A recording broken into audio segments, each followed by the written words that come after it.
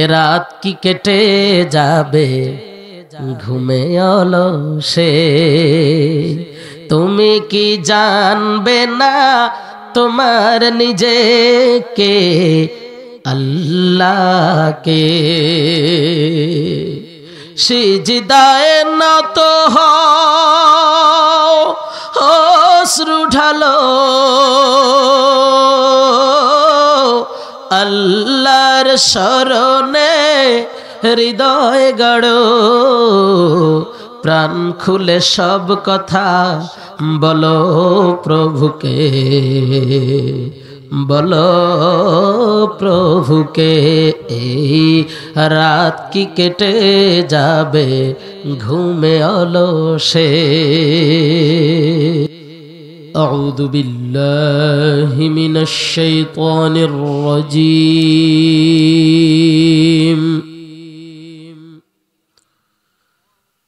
বিসমিল্লাহির রহমানির রহিম।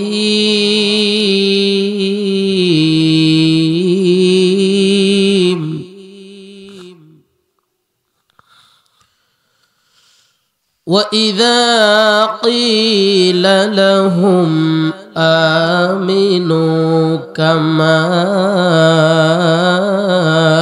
آمَنَ النَّاسُ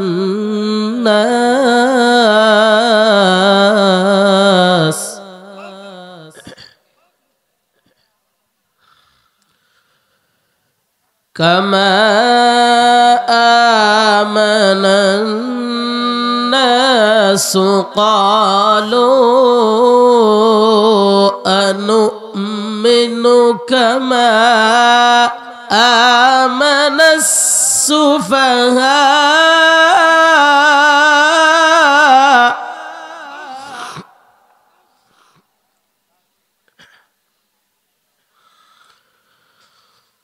أَلَا إِنَّهُمْ هُمُ السُّفَهَاءُ وَلَكِنْ لَا يَعْلَمُونَ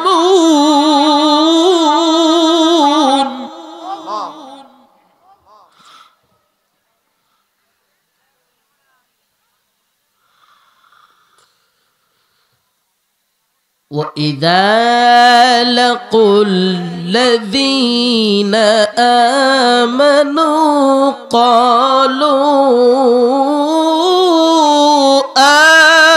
آمَنَّا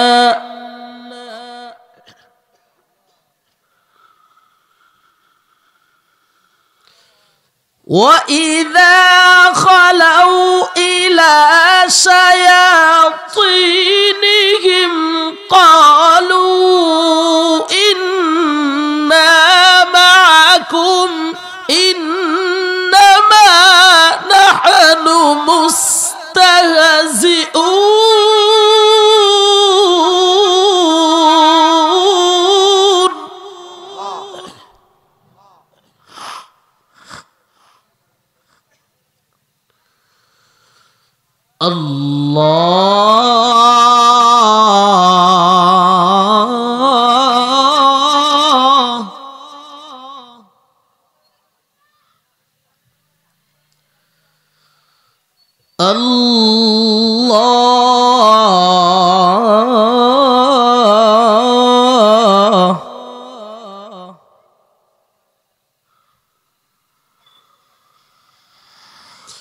الله يستهزئ بهم ويمدهم في طغيانهم يعمهون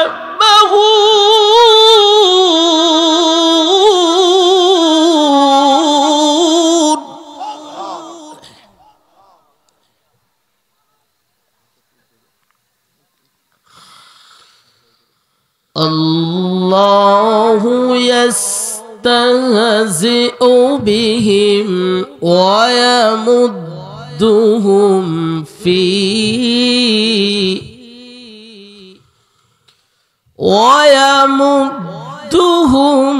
في طغيانهم بنيانهم يعمهون صدق الله مولانا العظيم হে রাসূল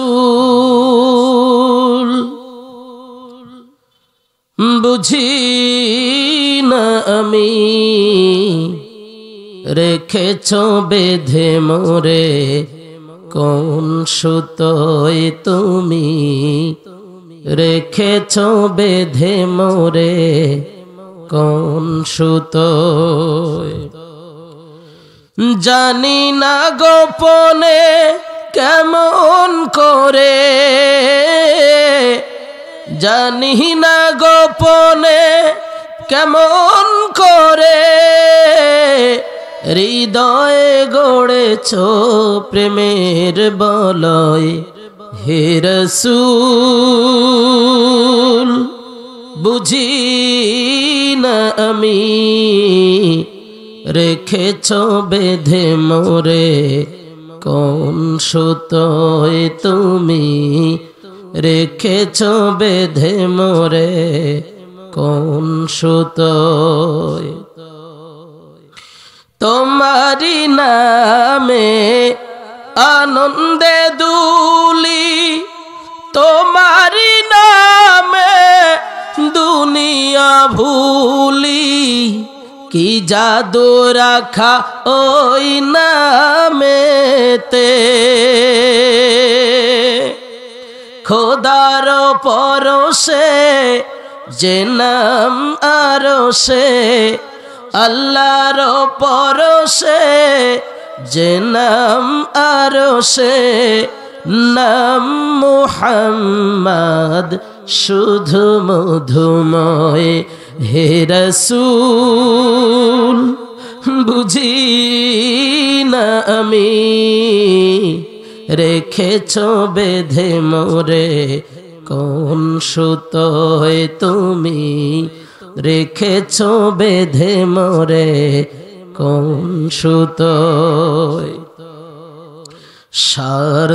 স্বার্থবিহীন ছিলে চিরদিন তুমি ইনসাফের প্রতীক কুল আলমের শ্রেষ্ঠ নিয়ামত তুমি যে প্রাণের অধিক তুমি প্রিয়তম আমেনানন্দন কুল মুসলিমের হৃদয় স্পন্দন তুমি বিনে সবই অন্ধকার থাকিতে দেহে প্রাণ তোমারি সম্মান থাকিতে দেহে প্রাণ তোমারি সম্মান দেব না লুটোতে ধুলোয় হে রাসূল বুঝি না আমি রেখেছ বেঁধে মোরে কোন সুতোয় তুমি রেখেছ বেঁধে মোরে কোন সুতোয় আমার সাথে পড়েন আউযু বিল্লাহি মিনাশ শাইতানির রাজীম বিসমিল্লাহির রাহমানির রাহিম وَإِذَا قِيلَ لَهُمْ آمِنُوا كَمَا آمَنَ النَّاسُ বিতাড়িত শয়তানের ওয়াসওয়াসা থেকে আল্লাহ তাআলার কাছে আশ্রয় চাইতেছি। পরম করুণাময় আল্লাহ তাআলার নামে শুরু করছি। তিলাওয়াত করেছি কোরআনুল কারীম দ্বিতীয় নম্বর সূরা এবং কোরআনুল কারীমের সর্ববৃহৎ সূরা সবচেয়ে বড় সূরা সূরাতুল বাকারা। কোন সূরা? সবচেয়ে বড় সূরার নাম কি? আমার সাথে কথা বলতে হবে। এই সূরার 13, 14 এবং 15 নম্বর আয়াতে কারিমা তেলাওয়াত করেছি। সূরাটি নাজিল হয়েছিল মদিনায়। জোরে বলেন কোথায়? মদিনায়। আল্লাহ রাব্বুল আলামিন বলেন, ওয়া ইযা কিলা লাহুম আমিনু, আর যখন তাদেরকে বলা হয় তোমরা ঈমান আনো, কামা আমানান নাস, যেমনি ভাবে ঈমান এনেছে ওই মানুষেরা। এতটুকুন অর্থ আমরা বুঝেছি না? এই আয়াত কারিমার মধ্যে যতটুকুন অনুবাদ করলাম তার ভিতরে দুটি প্রশ্ন আছে। একটু জোরে বলেন তো কয়টি? আরো জোরে কয়টি? 1 নম্বর প্রশ্ন, আল্লাহ তাআলা তাদেরকে ডেকে বলছেন তোমরা ঈমান আনো। এই তাদেরকে মানে আসলে কাদেরকে? দ্বিতীয় নম্বর প্রশ্ন, ওই মানুষদের মতো তোমরা ঈমান আনো, ওই মানুষেরা আসলে কারা? প্রশ্ন আছে না নাই? একটু জোরে বলেন না, আছে না নাই? একটা উদাহরণ দেই। কোন শিক্ষা প্রতিষ্ঠানের কোন স্টুডেন্টকে, ছাত্র বা ছাত্রীকে শিক্ষা প্রতিষ্ঠান প্রধান বা শিক্ষক তিনি যদি ডেকে বলেন তুমি আবার ভর্তি হও, তাহলে বুঝতে হবে তার ভর্তি প্রক্রিয়ায় কোনো না কোনো জায়গায় সমস্যা আছে। কথা বলেন ঠিক কিনা? হয়তো জন্ম নিবন্ধনের কার্ড দেয়নি, অথবা ছবি দেয়নি, অথবা কোনো তথ্য দেয়নি। এজন্য শিক্ষক ডেকে বলছেন তোমরা আবার ভর্তি হও। আল্লাহ রাব্বুল আলামিন ডেকে ডেকে বলছেন তোমরা ঈমান আনো। কাদেরকে বলছেন? এই আয়াতে কারিমা যখন নাজিল হয় সর্বসম্মতিক্রমে তখন 3 শ্রেণীর মানুষের বসবাস ছিল। জোরে বলেন কয় শ্রেণী? মুখস্থ রাখতে হবে, আলোচনার সাথে নিয়ে যেতে হবে। 1 নাম্বার মুশরিক, আমার সাথে বলেন 1 নাম্বার। জোরে বলেন। 2 নাম্বার মুনাফিক। 2 নাম্বার কি? 3 নাম্বার মুমিন। 3 নাম্বার কি? মুমিন। এখন মুশরিক আর মুনাফিক মার্কা লোকদেরকে ডেকে ডেকে আল্লাহ তাআলা বলছেন তোমরা ঈমান আনো মুমিনদের মতো, ওই সাহাবীদের মতো। সুবহানাল্লাহ বলবেন না? এখন আরেকটা প্রশ্ন সামনে এসে গেছে, মুশরিক আর মুনাফিকদের কি ঈমান ছিল? বলেন তো মুশরিকদের কি ঈমান ছিল? আপনারা বলছেন ছিল না, কিন্তু আল্লাহর কোরআন বলছে মুশরিকদের ঈমান ছিল। সুবহানাল্লাহ বলবেন না? আল্লাহ রাব্বুল আলামিন বলেন, ওয়ালা ইন সাআলতাহুম মান খালাকাস সামাওয়াতি ওয়াল আরদা লা ইয়াকুলুন্না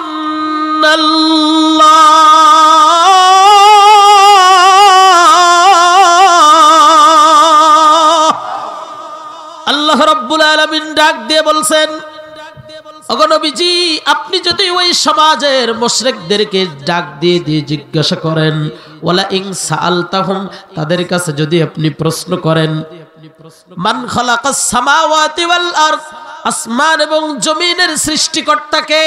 জোরে বলেন কে? আসমান এবং জমিন কে সৃষ্টি করেছেন? এই প্রশ্ন যদি ওই সমাজের মুশরিকদের কাছে আপনি করেন, মুশরিকরা এক বাক্যে উত্তর দিবে, লা ইয়াকুলুন্নাল্লাহ, অবশ্যই অবশ্যই আসমান আর জমিন কে সৃষ্টি করেছেন? জোরে বলেন না কে? এই উত্তর কাদের? মুশরিকদের। এই তো আলোচনা বুঝতেছেন, উত্তর কাদের? এইবার বলেন তো মুশরিকদের আল্লাহর প্রতি এতটুকুন ঈমান ছিল কি ছিল না? সংখ্যা আগের থেকে একটু বাড়ছে, আরো বাড়বে ইনশাআল্লাহ। আল্লাহ রাব্বুল আলামিন তার হাবিবকে ডাক দিয়ে বলছেন, ওগো নবীজি,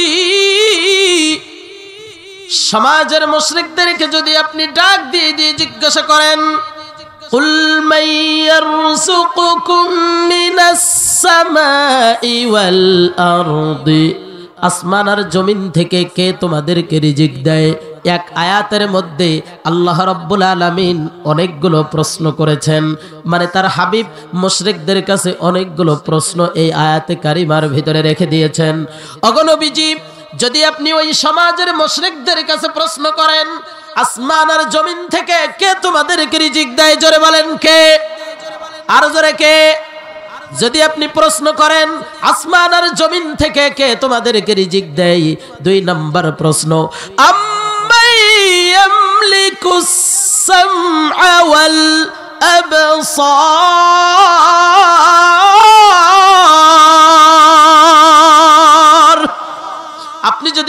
করেন, কে তোমাদেরকে শোনার শক্তি দেয়, কে তোমাদেরকে আবসর দেখার শক্তি দেয়? প্রশ্ন কয়টা হলো? দুইটা।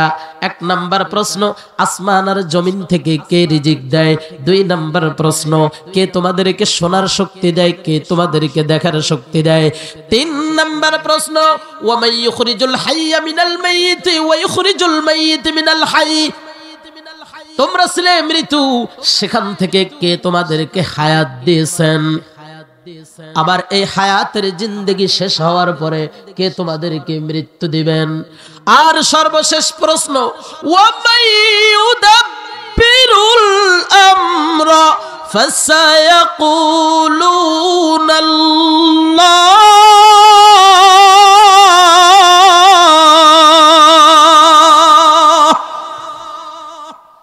এরপরে সর্বশেষ প্রশ্ন, আসমান আর জমিন এই গোটা বিশ্ব চরাচরের পরিচালক কে?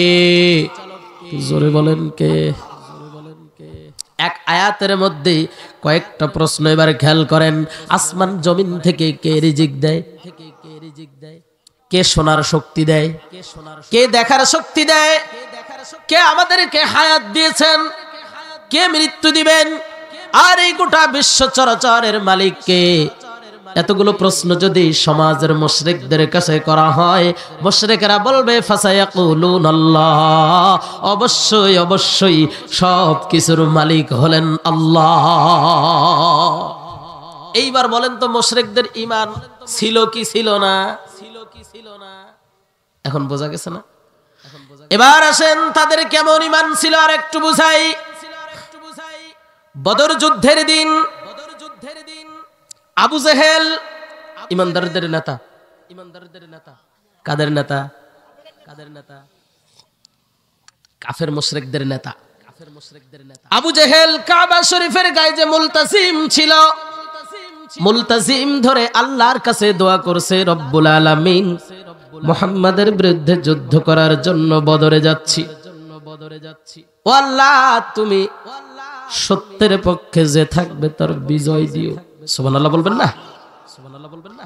আবু জেহেল যখন এই দোয়া করেছে কাবা শরীফের গায়ে মুলতাসিম ধরে, তখনও পর্যন্ত কাবা শরীফের ভিতরে একটা দুইটা না 360টা মূর্তি কাবার মধ্যে রয়েছে। এর মধ্যে হযরতে ইব্রাহিম আলাইহিস সালাতু ওয়াস সালামের একটা মূর্তি তারা বানিয়ে রেখেছিল, হযরতে ইসমাঈল আলাইহিস সালাতু ওয়াস সালামের মূর্তি তারা বানিয়ে রেখেছিল। লাত মানাত উজ্জা হবল, কাউকে তারা সূর্যের দেবতা মনে করত, কাউকে চন্দ্রের দেবতা মনে করত, কাউকে ভাগ্যের দেবতা মনে করত, কেউ বৃষ্টি দেবে সেই দেবতা তারা মনে করত। এরপরেও আবু জেহেল ওই মূর্তিগুলোর কাছে না চেয়ে চাইলো কার কাছে? তার মানে আবু জেহেল এই বিষয়টা তার কাছে স্পষ্ট ক্লিয়ার ছিল, এই মাটির তৈরি পাথরের তৈরি মূর্তিগুলো আমাদের কিছু দিতে পারে না, যদি আমার দোয়া কবুল করতে পারেন একজন, তার নাম কি? আল্লাহর নাম জবান খুলে বলেন, তার নাম কি? আল্লাহ। এবার বলেন তো, কাফের মুশরিকদের ঈমান ছিল কি ছিল না? ছিল না? এরপরেও আল্লাহ রাব্বুল আলামিন ডাক দিয়ে বলছেন, এই ঈমান নিয়ে জান্নাতে যাওয়া যাবে না। কামা আমানান নাস, ঈমান আনো ওই মানুষদের মতো। এখন মুশরিকদের এত বিষয়ে ঈমান থাকা সত্ত্বেও আসমানের মালিক আল্লাহ, জমিনের মালিক আল্লাহ, ওই মুশরিকেরা বিশ্বাস করত রিজিক দেন আল্লাহ। আজকে তো আমরা চাকরির প্রতি ভরসা করে রেখে দিয়েছি রিজিকের কথা, বলেন ঠিক কিনা? শোনার শক্তি দেন আল্লাহ, দেখার শক্তি দেন আল্লাহ, বিশ্ব চরাচরের মালিক আল্লাহ, হায়াত দেন আল্লাহ, মউত দিতে পারেন আল্লাহ, দোয়া কবুল করতে পারেন আল্লাহ। এতগুলো বিষয় ঈমান থাকা সত্ত্বেও দুটি কারণে তাদেরকে ঈমানদার বলা যাবে না। কারণ কয়টি? জোরে বলেন কয়টি? এক নাম্বার কারণ হলো ওই সমাজের মুশরিকেরা আল্লাহর প্রতি এতগুলো বিষয় ঈমান রাখার পাশাপাশি ওরা মূর্তি পূজা করত। জোরে বলেন কিসের পূজা করত? আরো জোরে, কিসের পূজা? আমি মাঝে মাঝে বলে থাকি, মক্কার কাফের মুশরিকরা করত দুর্গার পূজা, আর আমাদের সমাজে এক শ্রেণীর মানুষ আছে তারা করে দরগার পূজা। কথা বলেন ঠিক কিনা? আছে না নাই? ওই কাফের মুশরিকরা যে উত্তর দিত, এখনকার সময়ের দরগার পূজারীরা যারা কবরে সিজদা দেয়, মাজার সিজদা দেয়, পীরের পায়ে সিজদা দেয়, পীরের সামনে মাথা নত করে, অমুক আব্বা হুজুর, অমুক দাদা হুজুর, এই এতগুলো হুজুর আছে, এরা যে উত্তর দেয় কাফের মুশরিকরাও যে উত্তর দিত, এদের উত্তরের সাথে মিল আছে। জোরে বলেন কি আছে? আমার কথা বলছি না, আল্লাহ রাব্বুল আলামিন এই যে এদের কথার সাথে আমাদের কথার মিল রয়েছে। ওরা যে মূর্তি পূজা করত, ওরা দুর্গার পূজা করত, আমাদের সমাজের আছে দরগার পূজা। এই দুই পক্ষের উত্তর কেমন ছিল এটা আল্লাহ তাআলা এবার কোরআনুল কারীমের মধ্যে কোট করে দিচ্ছেন। সূরাতুজ জুমার 3 নম্বর আয়াত আল্লাহ রাব্বুল আলামিন বলেন, মাদুহুম ইল্লা লিয়ুকাররিবুনা ইলাল্লাহি যুলফা। আল্লাহ রাব্বুল আলামিন বলেন, ওই মুশরিকরা বলতো, মা না'বুদুহুম ইল্লা লিয়ুকাররিবুনা ইলাল্লাহি যুলফা, আমরা শুধুমাত্র কেবলমাত্র এই মূর্তিগুলোর পূজা করি এজন্যই যে যাতে করে এরা আমাদেরকে আল্লাহর নিকটে পৌঁছে দিতে পারে। আচ্ছা বলেন তো, এখন যারা দরগার পূজারী এরাও তাই মনে করে না? আমার কলব পীর সাহেব কিবলার কলবের প্রতি, ওখান থেকে রওজার প্রতি, ওখান থেকে আরশে আজিম। কথা বলেন ঠিক কিনা? আরে কথা কয় না? এবার বলেন, এই পৃথিবীর জমিনে কোন জিন্দা পীর, মৃত্যু পীর আমার ভাগ্যের কোন পরিবর্তন ঘটাতে পারে? কথা কয় না? কথা কয় না? পৃথিবীর কোন মানুষ আর একজন মানুষের ভাগ্যের কোন পরিবর্তন ঘটাতে পারে? পারে? আমি উদাহরণ দেব, আপনারা বুঝতে পারবেন। রাগ করবেন না। কোরআনের কথা, কোরআন আয়না স্বরূপ। আপনি এটা যত দেখবেন, যত পড়বেন, যত বুঝবেন, আপনার জীবনের সব ভুলগুলো কোরআন ধরিয়ে দিবে। সুবহানাল্লাহ বলবেন না? সম্মানিত হাজিরিন, ওই কাফের মুশরিকরা তখন দলিল দিত, যুক্তি দিত। দলিল না, তারা কি দিত? যুক্তি। তারা কি দিত? ওরা যুক্তি দিত। এই দুনিয়ার জমিনের কোন প্রেসিডেন্টের কাছে যদি আমার কোন বক্তব্য পৌঁছাতে চাই, মনে করেন বাংলাদেশের বর্তমান গভর্নর যিনি, বর্তমান প্রেসিডেন্ট যিনি, ডক্টর মোহাম্মদ ইউনূস, তার কাছে যদি আপনাদের কোনো বক্তব্য পৌঁছাতে চান, তাহলে একবারে এখান থেকে যে কি আপনি ডক্টর ইউনূস সাহেবের কাছে আপনার বক্তব্য পৌঁছাতে দিয়ে আসতে পারবেন? দরকার কি? এখন তো আর নেতাগোতাদের ভাত নেই। এখন যেটা দরকার সেটা হলো প্রশাসনিক সিস্টেমে, ঠিক না? তার কাছ পর্যন্ত আমাদের চিঠি বা আমাদের দরখাস্ত পৌঁছাতে হবে। মক্কার কাফেরেরা যুক্তি দিত, দুনিয়ার একজন প্রেসিডেন্টের কাছে যদি সরাসরি না যাওয়া যায়, মাধ্যম দিয়ে দিয়ে যদি যেতে হয়, আল্লাহ তো সব প্রেসিডেন্টের প্রেসিডেন্ট, তাহলে আল্লাহর কাছে আমি গুনাহগার, আমার বক্তব্য কেমনে পৌঁছাবো? যুক্তিটা ভালো না খারাপ? যুক্তি কিন্তু ভালো। যুক্তি কি?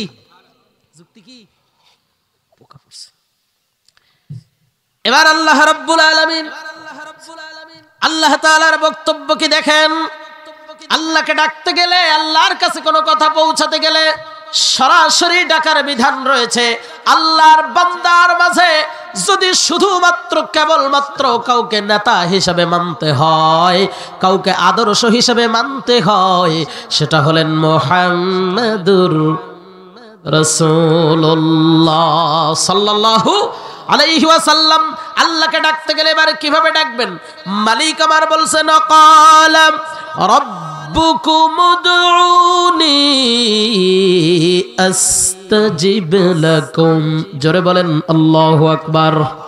আল্লাহ রাব্বুল আলামিন বলেন, যে আয়াতে কারিমা তেলাওয়াত করেছি, আয়াতে কারিমাটা কাবা শরীফের দরওয়াজায় লেখা আছে। আল্লাহ তাআলা ডাক দিয়ে বলছেন, বান্দা তুমি তোমার রবকে ডাকো। তোমার রব, তোমার আল্লাহ তোমার ডাকে সাড়া দেওয়ার জন্য তৈরি হয়ে আছে। সুবহানাল্লাহ বলবেন না? এবার আমরা প্রশ্ন করলাম, রব্বুল আলামিন আমরা যে তোমাকে ডাকবো, তুমি আমাদের থেকে দূরে না কাছে? আল্লাহ তাআলা কোরআনুল কারীমে সেই উত্তরটাও আমাদের জন্য তৈরি করে রেখে দিয়েছেন। কোরআন বলছে সূরাতুল বাকারা 186 নম্বর আয়াত, আল্লাহ তাআলা বলেন ওয়া ইযা সাআলাকা ইবাদি আন্নি ফাইন্নী করিব।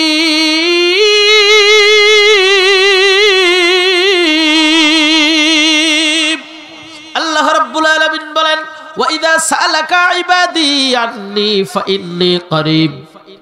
ওগো নবীজি, আপনার কাছে যখন বান্দারা জিজ্ঞাসা করে আমার সম্পর্কে, রব সম্পর্কে, আল্লাহ সম্পর্কে যদি জিজ্ঞাসা করে, তখন আপনি তাদেরকে জানায় দেন ফাইন্নী করিব, আমি তাদের কাছাকাছি আছি।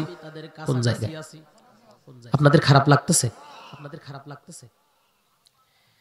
এবার আমাদের মনের ভিতরে আরেকটা প্রশ্ন, আল্লাহ তুমি তো আমাদের কাছাকাছি আছো, কত কাছে? প্রশ্ন আছে না নাই? প্রশ্ন আছে না নাই? যাকে আমরা ভালোবাসি তাকে যত কাছ থেকে পাবো ততই ভালো, কি বলেন ঠিক না? সেটা বৈধ হোক আর অবৈধ হোক।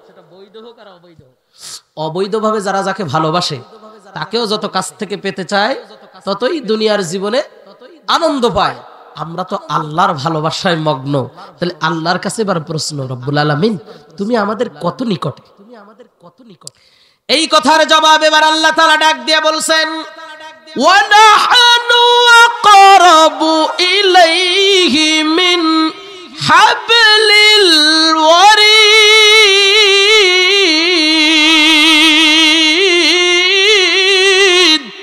জোরে বলেন আল্লাহু আকবার।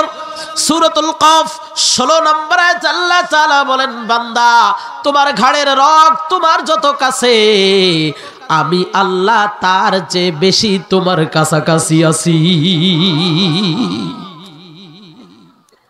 আল্লাহ এত কাছাকাছি আছে, এরপরেও আমরা আল্লাহ পাক রব্বুল আলামিনের কাছে কিছু চাই না। রাত পার হয়ে যায় ঘুমে ঘুমে, ফজরের সময় ঘুমটাও ভাঙে না। কথা বলেন ঠিক কিনা? কথা বলেন ঠিক কিনা? কত ফজরের সময় চলে যায়, ঠান্ডা পানি দিয়ে উজু করে বান্দা মসজিদে আসতে চায় না, এমন মানুষ আছে না নাই? তোমার কি কি প্রয়োজন আছে চাইতে হবে কার কাছে? জুতার ফিতা ছিঁড়ে গেছে, চাইতে হবে কার কাছে? একটু জোরে বলেন না, কার কাছে? অথচ আমরা চাই না।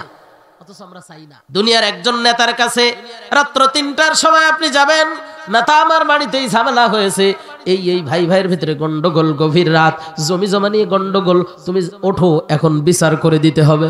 নেতা রাত্র 3টা, শীতের রাত, কষ্ট করে হলো উঠবে যে এদের ভোটেই তো আমি নির্বাচিত হয়েছি, ঠিক না?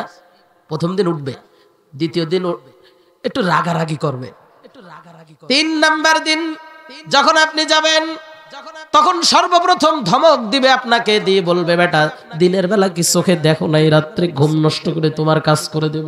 কথা বলেন ঠিক কিনা? কিন্তু আমরা এমন এক আল্লাহর বান্দা যে মহান রব, রাত্র যত গভীর হয় আল্লাহর নবী সাল্লাল্লাহু আলাইহি ওয়াসাল্লাম বলেন রাত্র যখন শেষের দিকে আসে, তাহাজ্জুদের সময় যখন হয়ে যায়, তখন আল্লাহ পাক রব্বুল আলামিন প্রথম আসমানে চলে আসে। সুবহানাল্লাহ বলবেন না? কিভাবে আসেন এটা আল্লাহ তাআলাই ভালো জানে। তার কুদরত আসে, তার ক্ষমতা আসে নাকি সশরীরে আসেন, এটা আল্লাহ তাআলাই ভালো জানেন। এই ব্যাপারে আমাদের কোনো প্রশ্ন নাই। আল্লাহ আসেন, ব্যাস, এতটুকুন যথেষ্ট।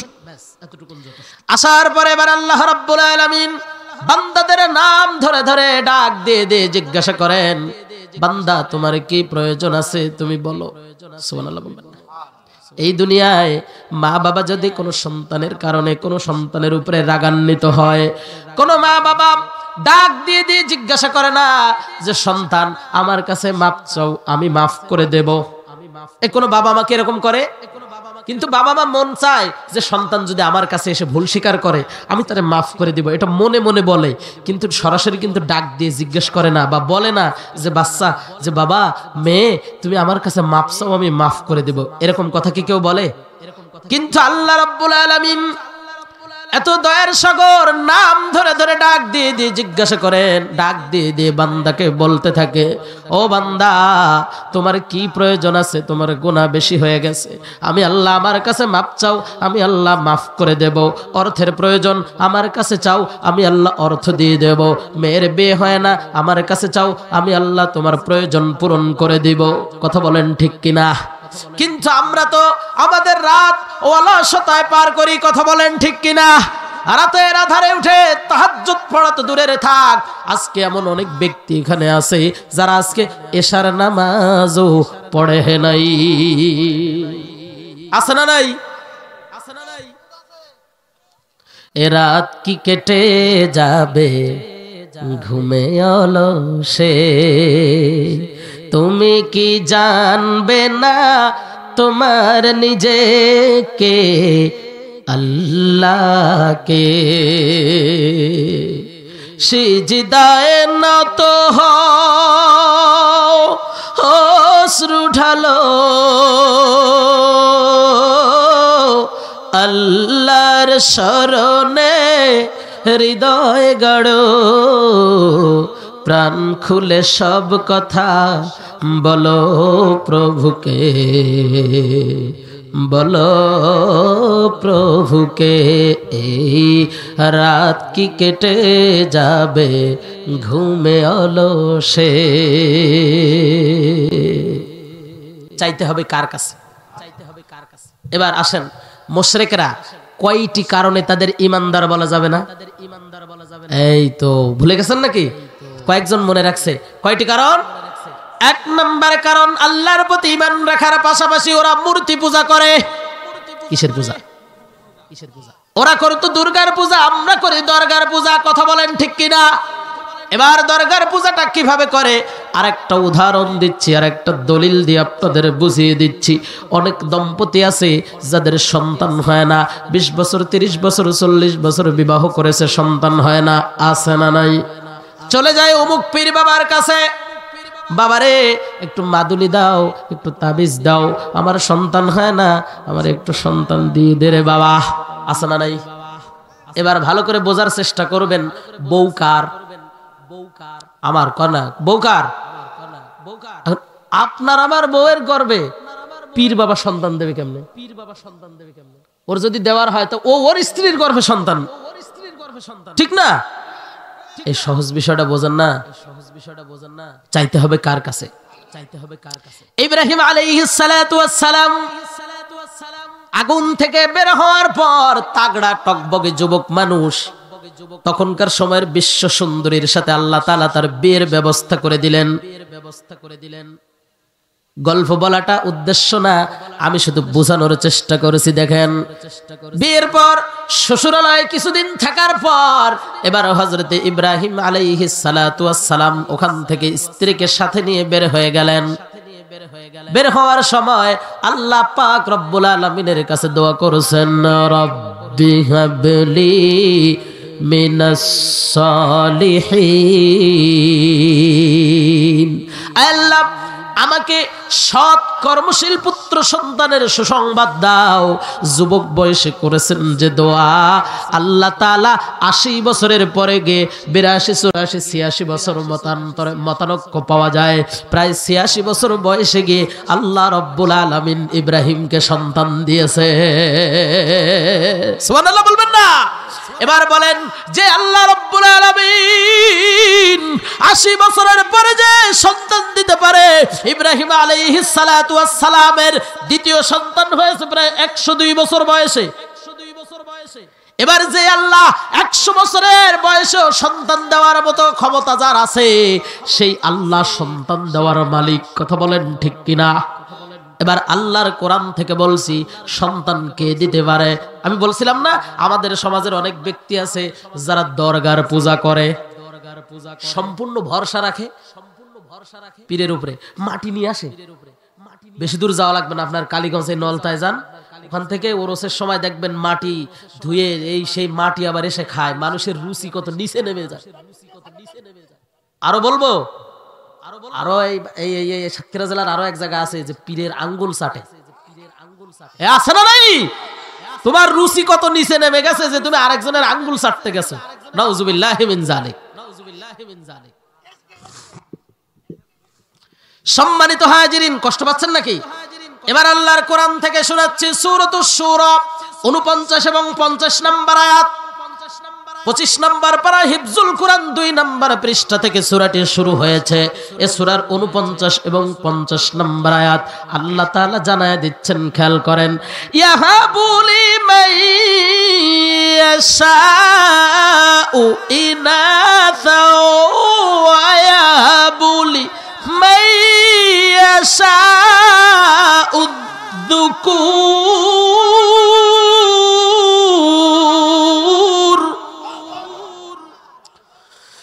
আও ইউযাওয়িজুহুম যুকরানা ওয়া ইনাসা ওয়া ইয়াজআলু মাইয়াশাউ আকিবা। জোরে বলেন আল্লাহু আকবার। এবার আল্লাহ তাআলার বক্তব্য, তার ভাষাগুলো কত চমৎকার, খেয়াল করেন। আমার মালিক বলছেন ইয়াহাবুলি মাইয়াশাউ ইনাস, আমি আল্লাহ ইচ্ছা করলে তোকে কন্যা সন্তান দেই। সুবহানাল্লাহ বলবেন না? কার কথা আগে বলেছেন? কন্যা সন্তানের কথা। কার কথা? আরে সুবহানাল্লাহ বলবেন না? কন্যা সন্তানের কথা আল্লাহ আগে বলেছেন। এরপরে বলেছেন ওয়াহাবুলি মাইয়াশাউয যুকুর, আমি আল্লাহ ইচ্ছা করলে তাকে পুত্র সন্তান দিতে পারি। এরপরে আল্লাহ তাআলা বলেন আও ইউযাওয়িজুহুম যুকরান ওয়া ইনাস, আমি আল্লাহ ইচ্ছা করলে যুকরান এবং ইনাস, পুত্র এবং কন্যা দুটোই দিতে পারি। ওয়া ইয়াজআলু মাইয়াশাউ আকিমা, আর আমি আল্লাহ ইচ্ছা করলে আকিমা, বন্ধ বানিয়ে রেখে দিতে পারি। পৃথিবীর কোন তাবিজ, পৃথিবীর কোন ঝাড়ফুঁক, পৃথিবীর কোন পীর বাবা, পৃথিবীর কোন খাজা বাবা, পৃথিবীর কোন দরবার তার গর্ভে সন্তান দিতে পারে না। চাইতে হবে কার কাছে? জোরে বলেন না, কার কাছে? মক্কার মুশরিকদের এত বিষয় ঈমান থাকা সত্ত্বেও কয়টি কারণে তাদেরকে ঈমানদার বলা যাবে না? এক নাম্বার, আল্লাহর প্রতি ঈমান রাখার পাশাপাশি ওরা মূর্তি পূজা করে। রাগ করেছেন মনে হয়? রাগ তো কিছু লোকের হওয়ার কথা, একটু অর্ধেক রাগ তো হবে, হবে না? রাগ হলে আপনি মনে করবেন আপনি ভুলের মধ্যে আছেন, এখান থেকে আপনাকে দূরে সরে আসতে হবে, কোরআনের পথে ফিরে আসতে হবে ইনশাআল্লাহ। আমি শুধু কোরআনের কথা পৌঁছে দিচ্ছি, আমল করার দায়িত্ব আপনাদের। লাঠি চার্জ করে, ঘাট ধরে, গলা ধরে জোর করে আমল করানোর দায়িত্ব আমার না, ওটা আল্লাহর নবীকেও আল্লাহ তাআলা দেন নাই। আল্লাহ নবীকেও বলেছেন, ও নবীজি, জোর করে কাউকে আমল করানোর জন্য আমি আপনাকে পাঠাইনি, দারোগা করে পাঠাইনি যে আপনি লাঠি চার্জ করে জোরপূর্বক মানুষদেরকে ইসলামের দিকে নিয়ে আসবেন, আপনি দাওয়াতি কাজ করবেন। আমি সেই কাজটা করে গেলাম। 2 নম্বর কারণ হলো আল্লাহর জমিনে আল্লাহর দিন প্রতিষ্ঠা হোক। তখনকার সময়ে মক্কায় আল্লাহর দিন প্রতিষ্ঠা হোক, আল্লাহর কোরআন দিয়ে, রাসূলের আদর্শ দিয়ে মক্কা চলুক, সমাজ চলুক, এই কথাটা তখনকার সময়ের মুশরিকেরা চাইতো না। এইবার আসেন, বলেন তো দেখি, আল্লাহর নবীকে দুনিয়ায় পাঠানোর একটা উদ্দেশ্য আছে না নাই? আছে না নাই? এখন আমি যেটা বলতে যাচ্ছি এটা বুঝতে গেলে খুব মনোযোগ দিয়ে শুনতে হবে, তা না হলে কালকে চায়ের দোকানে যে সর্বপ্রথম আপনি পেঁয়াজ লাগাবেন যে হুজুর আসছিল রাসূলের সুন্নাতের বিরুদ্ধে কথা বলে গেছে। এজন্য মনোযোগ দিতে হবে। আল্লাহর নবীকে দুনিয়ার জমিনে টুপি প্রতিষ্ঠার জন্য পাঠানো হয় নাই, দাড়ি প্রতিষ্ঠার জন্য পাঠানো হয় নাই, পাগড়ি প্রতিষ্ঠার জন্য পাঠানো হয় নাই, বরং নবী আমার দুনিয়াতে এসে টুপি পরেছেন, এজন্য আমাদের পড়তে হবে। নবী দুনিয়াতে এসে দাড়ি রেখেছেন, শুধু তাই নয়, দাড়ি রাখার উপরে ওয়াজিব করে দিয়েছেন, আবশ্যক করে দিয়েছেন। এটাতে বেলেট মারা, কোদাল মারা, খন্তা মারা, কেয়ারের রাস্তা তৈরি করা, সাদা করা, ফেরেশ করার কোনো সুযোগ। নবী আমার দুনিয়াতে এসে পাগড়ি পরেছেন, সুন্নাত আদায় করেছেন, এজন্য ওটা আমাদের করতে হবে, ওটাও রাসূলের সুন্নাত। ওরা কি আমার কথা ওয়ালাউ কারিহাল মুশরিকুন, এই আল্লাহর জমিনে আল্লাহর নবী যে দিন প্রতিষ্ঠার জন্য এসেছিলেন, এই দিন প্রতিষ্ঠা হোক, এটা চায় না, এটা অপছন্দ করে, এটা ভালোবাসে না, এটার বিরুদ্ধে উঠে পড়ে লেগে যায় যারা। ওয়ালাউ কারিহাল মুশরিকুন, ওরা কি? একটু কথা বলেন না, ওরা কি? এখন যারা ইসলামী আন্দোলনের বিরুদ্ধে উঠে পড়ে লেগে গেছে, এদেরকে শিক্ষা নেওয়া উচিত। তোমার চেয়ে বেশি ক্ষমতাবান ছিল নমরুদ। আল্লাহর নবী ইব্রাহিম আলাইহিস সালাতু ওয়াস সালামের দাওয়াতি কাজে বাধা দিয়েছিল। সারা পৃথিবী শাসন করত যে নমরুদ, আল্লাহ পাক রব্বুল আলামিন বাথরুমের ভিতরে কাঠের জুতা দিয়ে পিটিয়ে পিটিয়ে তাকে দুনিয়ার থেকে বিদায় করে দিয়েছে। কথা বলেন ঠিক কিনা? তোমার যে ক্ষমতাবান ছিল ফিরাউন, মুসা আলাইহিস সালাতু ওয়াস সালামকে নিশ্চিহ্ন করে দেওয়ার জন্য পায়ে তারা চালিয়েছিল। একদিন দুই দিন না, 450 বছরের ক্ষমতায় কোনোদিন সর্দি কাশি পর্যন্ত হয় নাই। ওই ফেরাউনকে যে আল্লাহ পানিতে চুবিয়ে চুবিয়ে মেরেছে, স্বৈরাচারকে যে আল্লাহ বাংলার দামাল ছেলেদের আন্দোলনে বাংলাদেশ থেকে বিতাড়িত করে দিয়েছে, যারা বুলেটের সামনে বুকের তাজা রক্ত ঢেলে দিতে পারে, স্বৈরাচারকে বিদায় করে দিতে পারে, এদের জেনে রাখা উচিত এ বাংলার জমিনে সেই স্বৈরাচারী শাসন আর চলবে না। এই শিক্ষাটা আপনি নিতে পারেন না। বাংলাদেশের এমন কোন সেক্টর ছিল না যে সেক্টরে ইসলাম বিদ্বেষী লোক ছিল না। আলিম মাদ্রাসার প্রিন্সিপাল বানিয়েছে হিন্দু মহিলাকে, শুধু চেয়ার টিকে রাখার জন্য। সেই চেয়ার যেহেতু নেই, 2 থেকে 2.5 হাজার মানুষ, যুবক যুবতীরা বুলেটের সামনে, গুলির সামনে প্রাণ দিয়ে এ বাংলার জমিন থেকে স্বৈরাচারকে উৎখাত করেছে। সে বাংলার জমিনে আর স্বৈরাচারের চেহারা ইনশাআল্লাহ দেখা হবে না। কথা বলেন ঠিক কিনা? ইতিহাস থেকে যারা শিক্ষা নেয় না, ওদের কপালে পতন হয়। পরের কথাই শুধু করে না চানাচি, মেসওয়াক দেখে পায় কামানের ভয়ে। ও আগেও যারা ভারতের কথায় নাড়াচাড়া দিত, এখন ওই ভারতের প্রেসক্রিপশন বাস্তবায়ন করার জন্য তারা আবার উঠে পড়ে লেগে গেছে। কথা বলেন ঠিক কিনা? ইতিহাস থেকে যারা শিক্ষা নেয় না, ওদের কপালে এমনই হয়। পরের কথাই শুধু করে না চানাচি, মেসওয়াক দেখে পায় কামানের ভয়ে। এখনো তোদের পিছে দরজা খোলায় আছে, পয়তা ধুতি নিয়ে জলদি পালা, পালারে পালা, জলদি পালা, নইলে তোদের গলে জুতার মালা। কথা বলেন ঠিক কিনা? কষ্ট পাচ্ছেন? একটু জবান খুলে জিকির করি সুবহানাল্লাহ ওয়ালহামদুলিল্লাহ।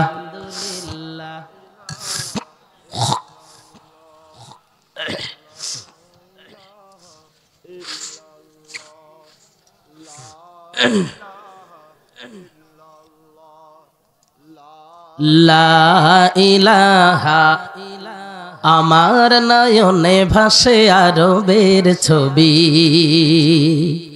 মদিনাতে শুয়ে আছেন মোর নবী।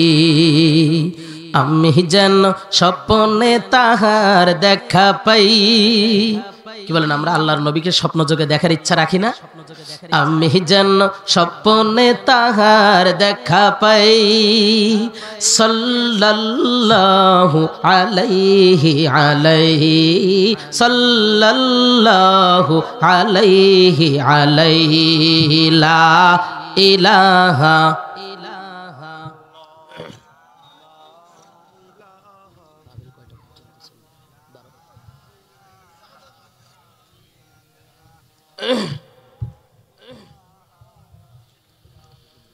লা ইলাহা ইল্লাল্লাহু মুহাম্মাদুর রাসূলুল্লাহ সাল্লাল্লাহু আলাইহি ওয়াসাল্লাম। কষ্ট হচ্ছে? কষ্ট হচ্ছে? আরো কিছুক্ষণ থাকা যাবে ইনশাআল্লাহ। আমি বলছিলাম এই আয়াতে কারিমা যখন নাজিল হয় তখন কয় শ্রেণীর মানুষের বসবাস মনে আছে তো? 1 নাম্বার মুশরিক, 1 নাম্বার, 2 নাম্বার মুনাফিক। আমাদের সমাজে আছে না নাই?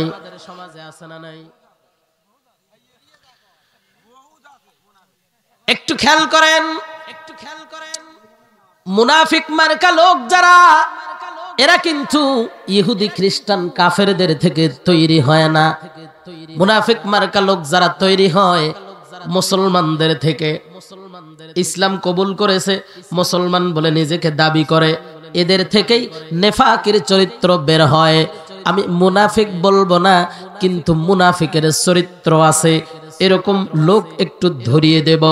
কারণ আল্লাহ তাআলা বলছেন ওয়াইদা কিলা লাহুম আমিনু কামা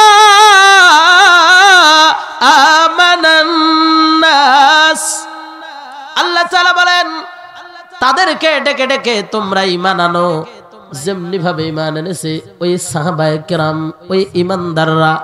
এখন মুনাফিকদের ঈমান কেমন ছিল এটা জানার দরকার আছে না নাই? মুনাফিক মার্কা লোক চেনার 16টা উপায় বলবো। জোরে বলেন কয়টি? কয়টি? 16টি। আল্লাহর কোরআন থেকে 8টি, রাসূলের হাদিস থেকে 8টি। আমি আপনাকে সরাসরি মুনাফিক বলছি না, কিন্তু এই চরিত্রের লোক যে সমাজে আছে তারাই হলো, সরাসরি বলবো না, এদের ভিতরে মুনাফিকের আলামত আছে, খুব ভালো করে জানার চেষ্টা করেন। 1 নাম্বার মুনাফিক চেনার উপায়, মুনাফিক মার্কা লোক, মুনাফিক চরিত্রের মানুষ, তাদের 1 নাম্বার আলামত হলো সমাজের ভিতরে যত ভালো কাজ হয় এই ভালো কাজে ওরা বাধা প্রদান করে, খারাপ কাজের হুকুম দেয়, আছে না নাই? গান বাজনা হয় সেখানে কোনো বাধা নাই, কথা বলেন ঠিক কিনা? বিয়ের অনুষ্ঠান 3-4 দিন আগের থেকে, গায়ে হলুদের আগের থেকে গান বাজনা শুরু হয়, এসব তো আর আপনাদের এলাকায় হয় না। বক্স বাজিয়ে কিছুদিন পর পর অমুক দিবস তমুক দিবস পালন করার জন্য কিছু কিছু যুবকরা ওরা আসমান থেকে আসে, ওরা কিন্তু জমিনের লোক না, ভ্যান ভাড়া করে তার উপরে বক্স বাজিয়ে নাচতে নাচতে নাচতে নাচতে যায়। এ দুনিয়ার কোন নেতা নেত্রী এদেরকে বাধা প্রদান করে না। যত বাধা আছে সব তাফসীর মাহফিলে, যত বাধা আছে মাদ্রাসার শিক্ষক মাদ্রাসা থেকে হক কথা বলতে পারে না, মসজিদের খতিব মসজিদ থেকে হক কথা বলতে পারে নাই, বক্তা স্টেজে বসে হক কথা বলতে পারে না, এখনো বাধা দিচ্ছে।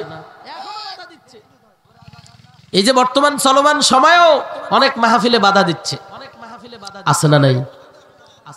আমি আমার কথা বলছি না, আল্লাহর কোরআন থেকে বলছি। কোরআনুল কারীম সূরাতুত তাওবা 67 নম্বর আয়াত, আল মুনাফিকুনা ওয়াল মুনাফিকাতু বা'দুহুম মিন বা'দ ইয়া'মুরুনা বিল মুনকারি وَيَنْهَوْنَ عَنِ الْمَعْرُوفِ। আল্লাহ রাব্বুল আলামিন বলেন আল মুনাফিকুনা ওয়াল মুনাফিকাত, মুনাফিক পুরুষ এবং মুনাফিক নারী, বা'দুহুম মিন বা'দ, তারা একে অপরের দোসর। শয়তান বদমাশ যা আছে দেখবেন এদের ভিতরে খুব ভালো সম্পর্ক থাকে। ইয়ামুরুনা বিল মুনকার, এরা সমাজের যত খারাপ আছে, যত নেক্কারজনক ঘটনা আছে, যত খারাপ কাজ আছে, যত গুনাহের কাজ আছে, এই সব গুনাহের কাজের হুকুম, গুনাহের কাজের প্রোটেকশন দেয় এরা, কথা বলেন ঠিক কিনা? আর এই সমাজের ভিতরে যত চাঁদাবাজি আছে, যত দুর্নীতি আছে, যত সুদ ঘুষ আছে, সব কিছুর প্রোটেকশন এরা দেয়। আর সমাজের ভিতরে যত ভালো কাজ হয় এই ভালো কাজেও বাধা প্রদান করে এই মুনাফিক চরিত্রের মানুষেরা, কথা বলেন ঠিক না বেঠিক? তাহলে 1 নাম্বার আলামত পাইলাম, এরা খারাপ কাজে বাধা, খারাপ কাজের হুকুম দেয়, ভালো কাজে। 2 নাম্বার মুনাফিক চরিত্রের মানুষ যারা, তাদের আলামত হবে সমাজের যত ভালো মানুষ আছে ভালো মানুষদের বিরুদ্ধে এরা গুজব রটাবে। জোরে বলেন কি? আর কথা বলে না কি? এই গুজব সর্বপ্রথম শুরু হয়েছিল আম্মাজান আয়েশা সিদ্দিকা রাদিয়াল্লাহু তাআলা আনহা যুদ্ধের ময়দান থেকে ফেরার পথে তার হাড় হারিয়ে গিয়েছিল। অনেক লম্বা ঘটনা। কাফের মুশরিকরা আম্মাজান পিছনে পড়ে যাওয়ার কারণে একজন সাহাবীর সহযোগিতায় আল্লাহর নবীর কাছ পর্যন্ত, কাফেলা পর্যন্ত তিনি এসেছিলেন। এদিকে মুনাফিক চরিত্র, তখনকার সময়ের মুনাফিক যারা ছিল এরা সমাজে গুজব রটিয়ে দিল আম্মাজান আয়েশার সাথে একজন সাহাবীর অবৈধ সম্পর্ক আছে। নাউজুবিল্লাহ। এই সমাজের এই মুনাফিক চরিত্রের মানুষেরা ওই সময় আল্লাহর নবীকে ওরা বানিয়েছিল পাগল, এখন ইসলামী আন্দোলনের কর্মীদেরকে বানিয়েছে রক্কাটা। কথা বলেন ঠিক কিনা? ওই সময় ওরা বানিয়েছিল জাদুকর, এখন এরা বানিয়েছে রাজাকার। কথা বলেন ঠিক কিনা? বিভিন্ন অপবাদ দিয়ে, মৌলবাদ নাম দিয়ে সমাজের যত ভালো মানুষেরা রয়েছে এই ভালো মানুষদের বিরুদ্ধে গুজব রটানোর এই কাজটা করে বেশিরভাগ নেফাকি চরিত্রের মানুষেরা।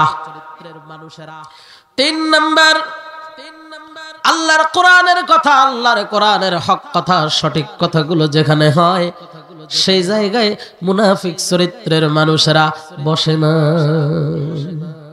কথা বলেন ঠিক কিনা? এই যে কথাগুলো বলতেছি এই কথায় অনেকের গা জ্বলে পুড়ে ছাই হয়ে যাচ্ছে, কিন্তু শুধু উঠতে পারতেছে না, মান সম্মানের ভয়। কথা কন ঠিক কিনা? আল্লাহর কোরআন বলছে ওয়া ইযা ক্বিলা লাহুম তাআলাউ ইলা মা আনজালাল্লাহু ওয়া ইলার রাসূল রাআইতাল মুনাফিকিনা ইয়াসুদ্দুনা আনকা সুদুদা। জোরে বলেন আল্লাহু আকবার। আল্লাহ রাব্বুল আলামিন সূরাতুন নিসা 61 নম্বর আয়াতে কারিমার মধ্যে জানায় দিচ্ছেন ওয়া ইযা ক্বিলা লাহুম তাআলাউ ইলা মা আনজালাল্লাহু ওয়া ইলার রাসূল, আর যখন তাদেরকে বলা হয় আল্লাহর নাজিলকৃত কিতাব এবং তার রাসূলের দিকে তোমরা এসো, নবীজি আমার রাআইতাল মুনাফিকিন, আপনি তখন মুনাফিকদেরকে দেখবেন ইয়াসুদ্দুনা আনকা সুদুদা, ঘাড় ঘুরিয়ে নিয়ে মুখ ফিরিয়ে নিয়ে তারা চলে যাচ্ছে।